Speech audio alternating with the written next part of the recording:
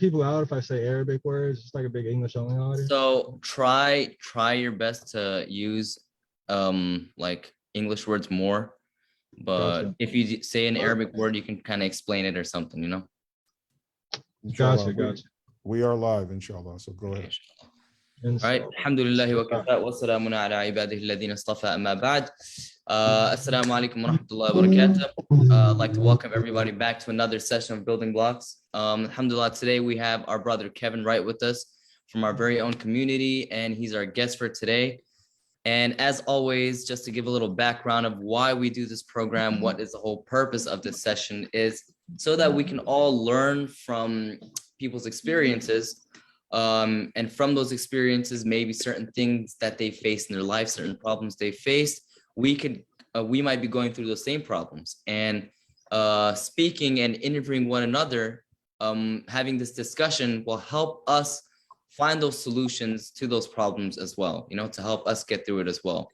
Mainly, we want to cover, you know, like the basics of Islam, and specifically when a person comes new into Islam. So many of us, we know, like we've seen many of our friends, our family, our brothers and sisters that may come new into Islam, and it's definitely a big transition, right? It's a big change in their lifestyle, a big change for them coming into Islam.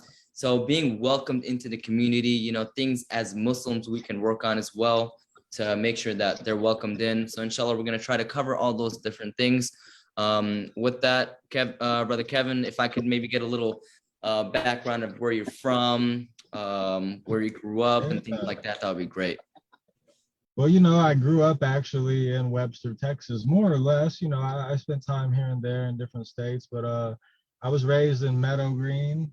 Most of y'all probably know where that is. And if I wasn't there, I was in split custody, you know, broken home, split custody here and there, but the Webster area for the most part. So I'm pretty much like a homegrown Clear Lake convert. Like that's in the thing. So, yeah. Good to know. Good to know. Yeah. So inshallah, if you could give us a little bit of a background or like a story of what was the first time you were exposed to Islam and you were actually, you know, pulled towards and attracted towards Islam. Oh man, I gotta start, man, for this. Okay, so you know, let me kind of start a little further back. Okay, yeah, for sure. All right, so, you know, I didn't have a bad childhood. Like, I didn't come from a poor family. We weren't rich, but, you know, we never went without. But I had a very, it was a broken home, and there was a lot of drugs and alcoholism. And, you know, I had a very troubled teen years. I was in and out of different correctional institutions for youth. And, you know, I mean, like, none of that stuff ever really corrected my behavior. You know, until like, you know, whatever, like 20 years later when I found Islam, right? Like, Islam was the only thing I ever found that truly changed me, which I think is cool. But, you know, like through all that, of course, you dabble in different religions and trying to, if you're seeking, right, eventually, I firmly believe anybody truly seeking will eventually find Islam. Can I tell you something? Can I tell you something about what you just said, Brother Kevin? Allah himself actually says that exact same thing in the Quran. He says, وَالَّذِينَ جَاهَدُوا فِينَا لَنَهْدِيَنَّهُمْ سُبُلَنَا. He says that those that make an effort in seeking about Allah, about the right path, I will definitely guide that person towards the right path. Oh, man, it's always good to hear when like what you think you agree with what Allah said, man. It's always a good feeling, you know? Right? It's always a good feeling, you know. Nothing to correct yet, right? So that's cool, man. But anyways, you know, with Christianity, like, you know, I'm not into, I know a lot of Christians. I have Christian family. They're not bad people. Their virtues, Christian virtues are beautiful virtues, but their theology is, yeah, it's horrible. It doesn't make any sense to me. And for many people, even who are Christians, it doesn't make a lot of sense. And so, you know, through a very thorough study of the Bible in my like early 20s, I decided this wasn't for me. Like I majored in math, you know, like I studied math in college. I'm a logical person. I do problem solving, and there was just no way to connect all these dots that I found in the Bible between the Old and New Testament and the Gospels and the letters of Paul. it wasn't working, man. It wasn't working. It doesn't work for it doesn't even work for a lot of Christians, but they don't really know what to do about it. But you know, so I left. Like I left Christianity and I was just nothing. Like, but alhamdulillah, I always believed in one God. You know, like I always did. That was just something that the Allah subhanahu wa ta'ala had given me that probably ended up saving me and bringing me to Islam, you know. And you know, I believed in nothing. And you know, when that happens, really, to me, when that happened, I was basically like driven by culture, right? So like American culture is pretty broad, depending on like, you know, who you're hanging out with and what they're into. But yeah, I don't want to get into too much of the, you know, the bad habits I was in. But you know, of course, drugs and promiscuity and just the stuff that pretty much nearly any subculture of American culture is into, right? Like stuff like that, right? Like, and you know, okay, so the big event that thrust me into Islam was I come from a family line of people who don't work legal jobs. You know what I mean? Like they're not making money that way. So I had a very violent incident happen at my home. Very, very violent incident. Um, there were people who were lucky to be alive. And so the thing about this was like I was in college at the time. I was kind of like the golden child, you know, like I dabbled in that kind of stuff here and there, but I never went into it. Like I knew I wasn't going to make my living doing that like some of my other family members were. And you know, they were all proud of me and they supported me and like, you know, and that's the thing, like nobody does stuff like that if they have a choice. You know, people think it's cool or whatever, but I have never met a person who makes their money in that kind of way that it's a choice. It's something they were pushed into. You know, for the most part, there are people out there, I'm sure it's a choice, but for the most part, I've found that people, it's just the only way they can make a living sometimes. And if they're good at it, you know, they make a living. But anyways, so I left the house in the morning, right? I forgot a book. I turned back. I left again. If you don't mind me 15 minutes. asking, how old were you around like when this happened? Okay, yeah. So you know, I was what they say playing on hard mode, right? Like I had my first kid at 21, in and out of college for like many, many years, and I was probably about 28 when this happened. And so leaving so backtrack a little, left Christianity around 25, blah blah blah blah blah, and then this happens. You know, a divorce before Islam was around 27. This happens around 28, right? So this incident happens around the year 20. I'm 28 years old. So like I said, I left the house, forgot a book, came back, left again. About 15 minutes later, I get a call from my dad. And I didn't know what it said. It didn't make a lot of sense, but I knew something had gone horribly wrong. And I don't know the ages or the stomach of the people watching, but I went back to the house and it was a crime scene in every sense of the word. And I was lucky to be alive because I would have been in that house. I would have just been another dude in the house, you know? So at that point, it shook me, man. And I really started asking God for answers. You know, like I had always believed in God, and it was,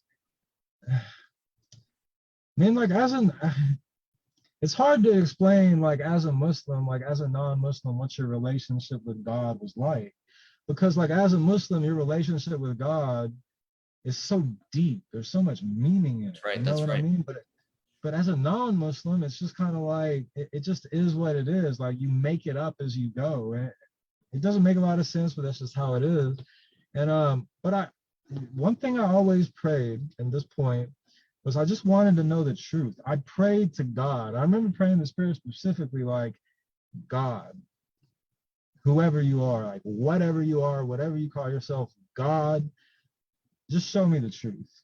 Just give me the truth. Like, I just want to know. Just give me the truth. And so, you know, I was at U of H at the time. I obviously was not living in that house again. I was not crazy enough to go and crash back in that house that just got kick doored and all kinds of other crazy stuff.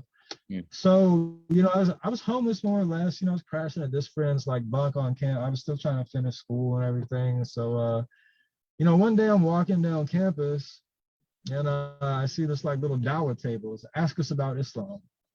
Ask us Islam, okay. So I just kind of kept walking. I was like, okay, well, okay, I'll go ask him about Islam. So, and I want to say I would like to say I asked some very deep, impressive questions, but they're all pretty basic, like questions, like what happens to non-Muslims when they die, and like stuff like that, just dumb stuff. But you know, I was given a Quran by a sister who is still very active in the community to today, Aisha Faruqi. She still goes out into the jails to volunteer and take a ministry into the jails, which I used to do and I would love to get back to doing. It's great work. I'd recommend it for anybody. Definitely. Yeah, mashallah, dude. Oh, I love you. I loved it. And I have this Quran now, right? So okay, whatever. I got this Quran, I can read it, and I open up Surah Al-Baqarah. And hear me out. Hear me out. I was not impressed, right? Because as a Christian, I studied Christianity. Like I took it serious. Like I read that Bible cover to cover. I had a Bible lexicon that gave you the Hebrew and Greek words and the definition of the Hebrew and Greek words. Like I was into it, man. And Surah Al-Baqarah is essentially the Old Testament of the Bible. So I was like, I read this already, but now I realize that's a miracle of the Quran, right? Like how did the Prophet Muhammad sallallahu alaihi wasallam know these stories? It didn't make any sense that he would. And so now I can appreciate that. But, I was still kind of on the fence, right? Like I jived with the one God, always believed in one God. And, one night I just laid down and I just prayed and I was like, okay, God, I'm going to open this Quran in the morning. I'm going to read the first thing I see. And that's going to be it. I'm going to take it from there, right? And that's pretty cheesy. I don't do that anymore. I like to do research now. I feel like it's a little more appropriate. However, look, okay, you're about to lose my screen because I'm going to go read this ayah I have in my notes. It's in English. That's no problem. Yeah, go ahead. That's fine. So, can you hear me? Yeah, we can hear you. All right, this is Surah Al-Anfal, chapter 8, verses 2 through 4. The true believers are only those whose hearts tremble at the remembrance of Allah, whose faith increases when his revelations are recited to them, and who put their trust in their Lord. They are those who establish prayer and donate from what we have provided to them. It is they who are the true believers. They will have elevated ranks, forgiveness, and an honorable provision from their Lord. And when I read this, I was like, okay, I'm a Muslim. Like, so what do I do next, right? That's you know what I mean? Like I read this and I was like, it's ironic. It's really ironic because, I need to talk about this more, but like, how am I doing on time? Am I doing on time? You're good. I mean, Okay.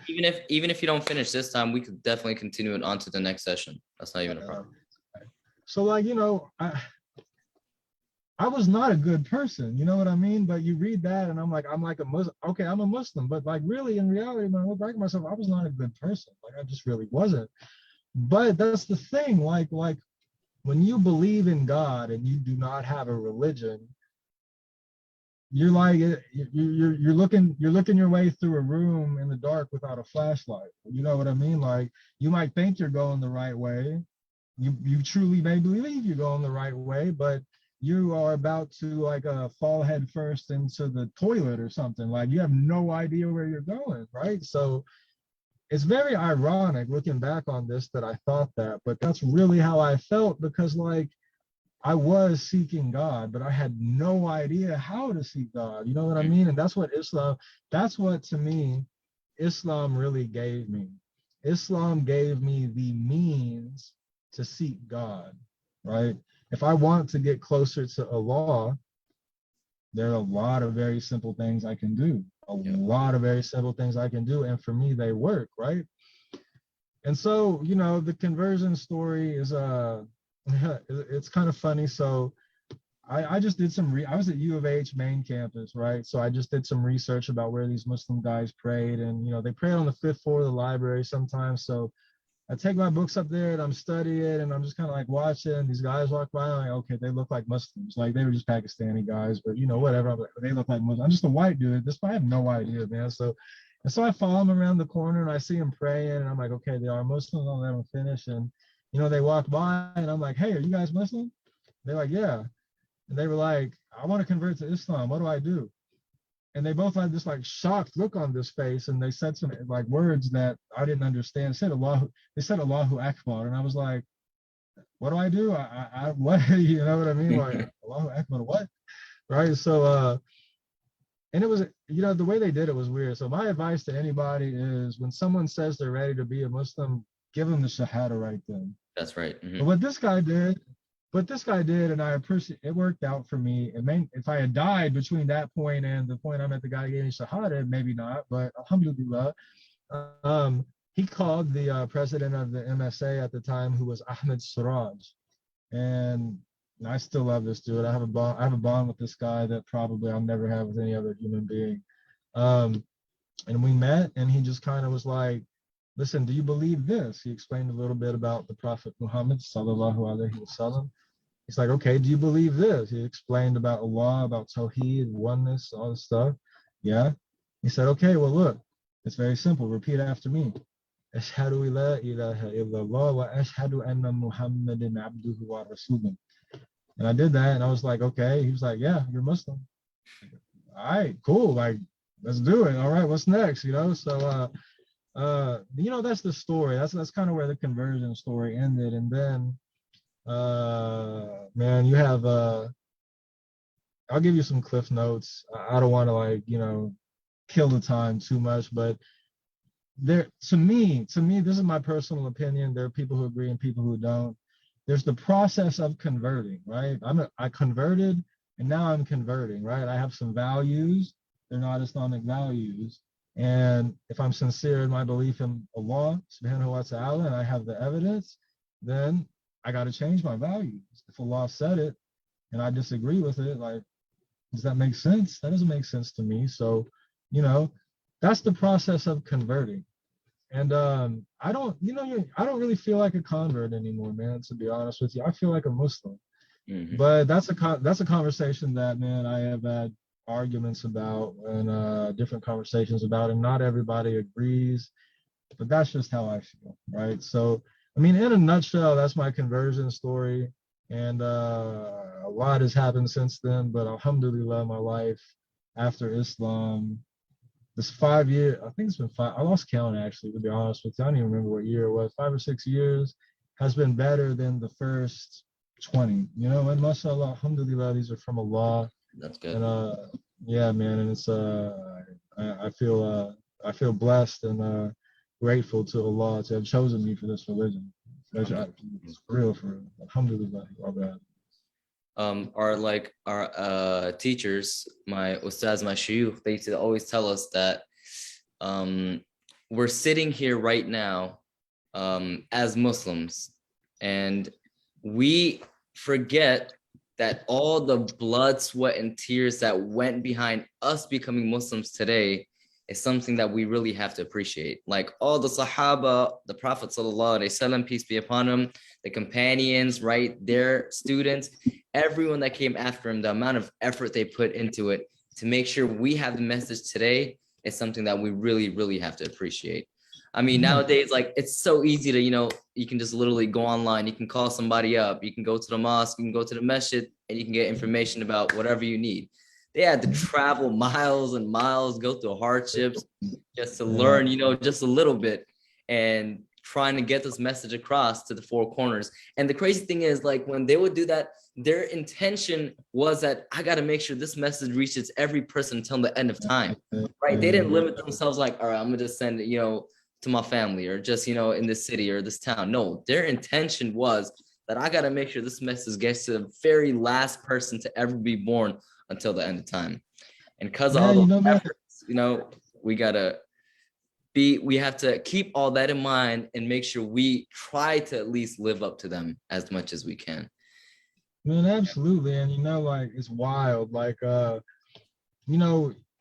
in Houston, like I'll never get accepted to Harvard, but presume I did. I go on a journey to Harvard, I learned some stuff, but like, this is not the same we're talking about, right? Like, these guys were traveling on camel from here to here. Exactly. To here, that's right. To here. And they weren't doing it like we do it for money, right? Like I went to college to make money. Like I don't care about math. I have no passion for math. It just seemed like it'd make me some money. These guys were doing this to seek Allah, and that is like Yes, exactly. totally different, bro. Totally different. And yeah, you're absolutely right. Without the work these guys did, there's too many to even name that man, we owe this religion and this preservation of this religion to them in so many ways. You're absolutely right. One more point I wanted to share from like what you were saying. One of the ways we were actually talking about it in the khutbah this Friday, there is a surah, Surah Al-Buruj, and in there, Allah subhanahu wa ta'ala favorite speaks surah, about, bro. Favorite surah. Amazing surah, right? So in there, Allah talks about the story. Allah talks about the people of the ditch. Now, from that story, I'm not going to go into the story because it's a long story. But in there, one lesson that I really like took out, or like I understood from that story, was this boy, he would learn from the sorcerer and he would learn from the monk. The reason I mentioned this is one way to appreciate Islam or to understand. You know how you were saying that in the other religions, there was no way for you couldn't find too many different avenues to get closer to Allah, to get closer to God.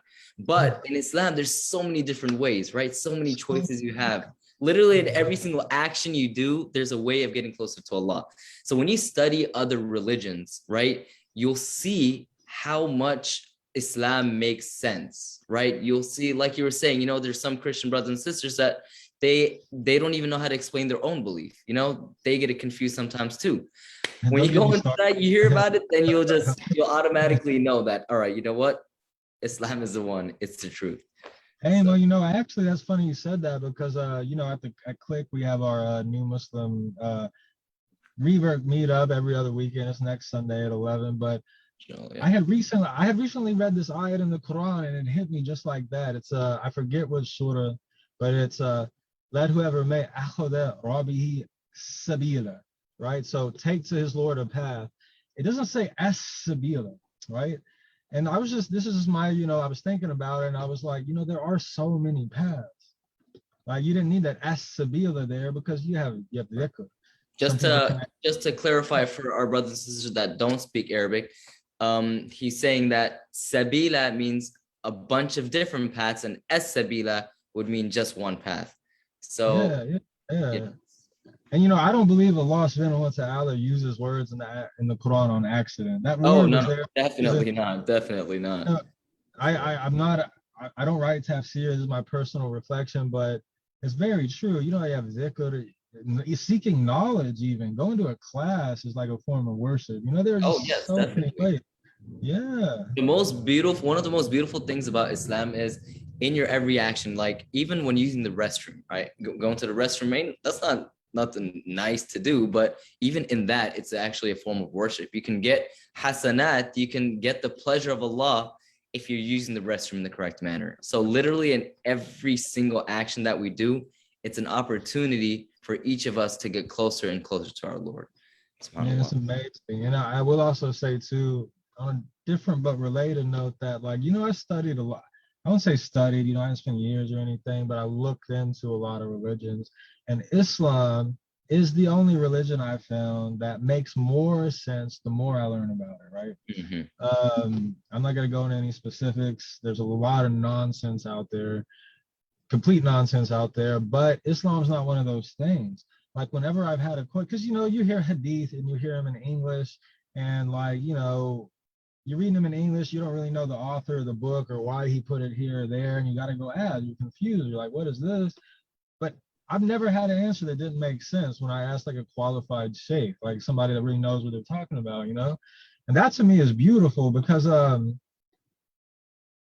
like there's nothing else like that. Like it just blows my mind. It really does blow my mind because nothing I've ever had a question about in Islam that didn't have an explanation that was just made perfect sense, rational sense. That's right. That's a miracle in itself. You know what I mean? Since you mentioned that, so many things are coming to my head, you know, that I want to say, and we don't have so much time. Actually, the time is up. But one more thing I would like to share before we do end off is in the Quran, every single verse, or there are certain ayahs, certain verses where a person can take out different meanings, right? You look at it from a different perspective with a different eye, it will take out different meaning. But never, ever will you see the meanings contradicting themselves. That's how amazing the words of Allah are, that from that one sentence, you can take out so many meanings, and it will give you the answers to different questions in that same verse, but never, ever will the meanings contradict each other.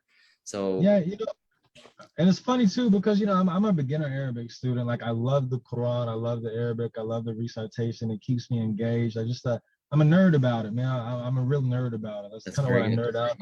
And there even some me as a beginner Arabic student, when I read this ayat, and I'm like, I can't translate this in English in less than 3 sentences. It's like a couple, you know what I mean? And that's so true. That's true. That's so true. Yeah, like the speech of Allah in itself is a miracle, and you're right. And you can get all the styles like that. It's just like, there's no way it's not from God. It's impossible that it's not from something. Exactly. There's no way, And I wish I could help more people. It was like the most perfect language picked for the Quran. Yeah.